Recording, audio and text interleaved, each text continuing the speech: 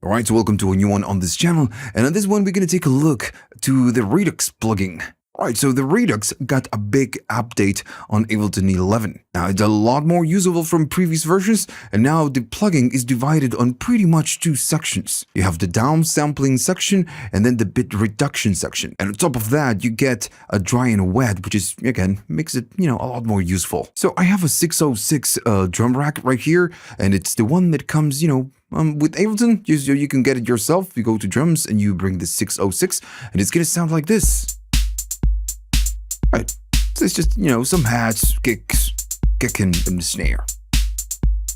Alright, so if you go right here at the bottom, the first knob, the most important knob in the first section is going to be the rate. So by going down, you're gonna be going down on the sample rate, which is going to degrade the signal. Now, I know that I'm not teaching you anything new. You know this. But now again, remember that you can go down and you don't need to use a parallel processing. You need to do that. You can go to the dry and the wet, and you can do it right there on the same channel. So the dry and the wet is just the best tool for this, for this plugin, for any plugin, really. So you can go really aggressive now, and you just can blend a tiny little bit. Alright, so again, I'm not teaching you anything new. You go down and it's going to degrade the signal. Now, then you have the other options. So right here you have the jitter. Now, this one is really interesting. What it does is going to add noise to the clock downsampler. So the downsampler, the clock that, belongs to the rate, is going to make it, move randomly. So it's going to have a non-predictable movement. And it does it with noise and not an LFO, because noise is an unpredictable sound source. So it's going to be getting a little bit noisier. So if I go up on the jitter, we can hear the noise. If I go really up, it's very noticeable. And if you take a look at right here, you're gonna see it appearing right there at the top. Now, everything we do right here is going to, of course, affect sound. And that's why you have the pre and the post. And of course the blend. Now the pre is going to be a filter. This one is going to filter the sound before. This one is going to filter the sound before it gets processed. Because if we go up in the jitter and we start going down in rate, again, it's gonna get really noisy. Right? So you can do pre and it's going to filter most of the highest frequencies. Notice that we are getting most, just, kick and snare mostly.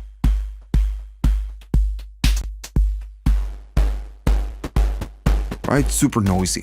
And another thing that you need to notice is that if you're using a stereo source, the jitter is going to make it, sound super wide. And this is why, again, you have the dry and the wet, because maybe this is not just a super useful sound, but you can go down and just blend a tiny little bit. And that's how you use it. Alright, so the pre, remember, goes before we do the downsampling process, right? Now then you have the post. Now the post, and I'm gonna go maybe right here, so we can really hear it, and I'm gonna go all the way up on the dry and the wet. So I'm gonna disable the pre. It's very noisy. Now then we have the post. Since of course going up in jitter is going to bring a lot of noise, the post, it's a filter. It's going to filter the high frequencies, and this is post.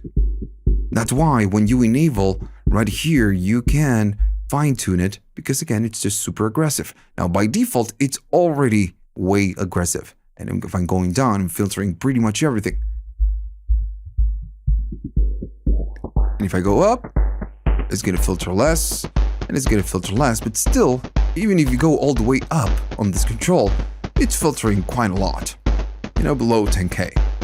And this is why, again, we use the dry and the wet. You can do some filtering and get a different sound. Alright. Now you can use pre and post at the same time if you wish.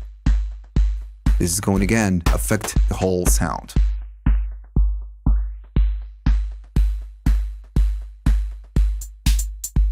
Right. So this is the first part, the downsampling, right? You adjust the rate. If you want some jitter, you get it, and you can filter the pre and you can filter the post. Pretty simple and easy to use. Now, then on the other side, you have the bit reduction. And I'm gonna go back to default control settings. So we are pretty much, not doing anything right now. Right. Now notice that the drums, it sounds pretty dynamic. So I'm gonna be going down the bit reduction. And it's just gonna, go down until we get pretty much nothing. So when you go down on, when you use the bit reduction, it's going to react mostly to the transients. Since this is a very, dynamic type of kit, it sounds pretty dynamic, it's really reacting mostly to the transients first. Alright. Now, then, what you get is the shape section. And the shape section and the DC shift really helps you to tame or to, to add something else or to do something else when you go down on the bits. Alright, so let me show you how this works before, we go back to the drums and we hear how it works. So it's going to be a little bit easier to understand if I show you what it does behind the scenes. So when we go down on the bit reduction, of course, is going to chop it in tiny little pieces, because we are going down in fidelity, right? So if I keep going down, it's going to break it in tiny little parts, right? At some point, if you keep going down, it's going to get, to pretty much nothing. But again, this is how it works. And I'm going to stay around here. So maybe on a place where it's, pretty much steady. So this is what it's doing to a sine wave. This is a test tone. Have a single tone going down on the fidelity. And it's just breaking it in, tiny little pieces. This is how it works. Now, the thing is that right now, it's, pretty symmetric if you take a look. Pretty much. So the shape, what it does, is going to modify how this works. And I want you to look to the tiny little steps that we have right here. They are pretty much quantized around this part.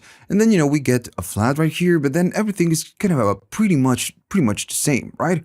So what the shape, again, is going to affect that quantization. If I keep going up in shape, notice that it's going to affect it, right? If you keep going up, and at some point, it's going to be getting a little bit different. And notice that now it's not, I won't say symmetric, but it's not so symmetric anymore, right? It's pretty close right here around 0. And as we get to the, full negative or full positive, it's just, it changes the quantization. And this, of course, will, affect the sound. Let me go maybe to 5. There we go. Now it's just, a little bit cleaner. If I go back, we get that. If I keep going up in shape, it's going to keep changing, and just, flipping. It gets more, detailed. We have more resolution around 0. And then as we get up, all the way up or all the way down on positive or negative, it gets, it gets less resolution. Then you have the DC shift. And this one, what we'll do, it will apply an amplitude offset before quantizing. And this is what it does, how it sounds, and now we're going to hear in a second, is that it's going to make it more distorted and louder. And if I, play it right now, just to turn it on, notice it's just affecting the waveform and the quantization. It's kind of you get a chopped waveform right here. If I go down in shape, we can see it right now. Of course, if I go up, we see nothing. But if we keep going down, it's going to, really affect the curves. Right, so back to the kick and the snare and the hat. And if I go down on the bits, at some point, maybe on 4, we can really hear the effect, right? So remember what the shape does is going to affect the resolution, and this will, it will make the sound a bit more rounded, just less harsh. So if I keep going up, what is this? Smoother, rounded, rounder, just less harsh. Harsh, a little bit more rounded.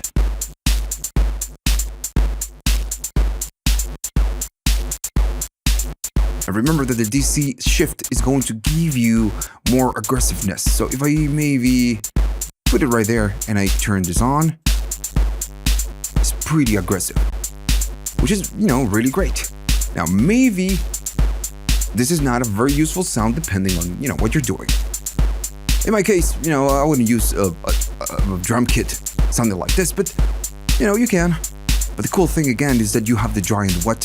So if you go down on the dry and the wet, you get a nice blend. And you get something else, a little bit of color and tone.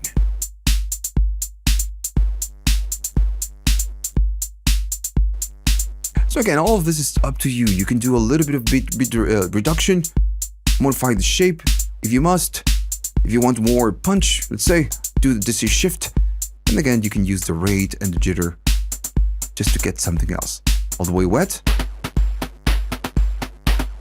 Super squash, and if I go down, we just get the tiny little bit.